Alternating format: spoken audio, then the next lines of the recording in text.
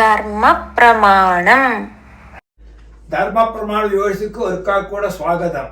வாத்திய இந்த பூஜா ரூமில் மரணம் அடைஞ்சவாளோட ஃபோட்டோக்கள்லாம் கூடவே வச்சிருக்கான். இது சரிதானா? எங்க வைக்கலாம் സാർ இந்த பூஜா ரூமில் மரணம் அடைஞ்சவளோட ഫോട്ടോ നമ്മൾ ഒരുപാട് ക്വസ്റ്റ്യൻ ധർമ്മപ്രമാണത്തിൽ ചൊല്ലിയാச்சு. ധർമ്മപ്രമാണത്തെ பொறுத்த வரைக்கும் நிறைய பேருக்கும் இது ഓരോ നാളേക്കാ ആഡ് பண்ணிட்டு வரா. அவ சில அவளோட மனசில் இருக்கிற கொஸ்டின் எல்லாம் ഒരുപാട് இருக்கும். നമ്മൾ കേട്ടിருக்க மாட்டா, பழைய எபிசோடொന്നും பார்த்துருக்க மாட்டா.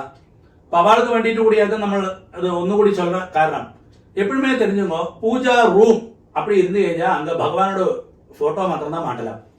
മരണം അടഞ്ഞവാളുടെ ഫോട്ടോ ഒരു കാരണവശാലും പൂജാ റൂമിൽ വെക്കപ്പാങ്കിലേ നമ്മൾ മരണമടഞ്ഞവാളുടെ പ്രത്യക്ഷ ദൈവം എല്ലാം ശരിതാ.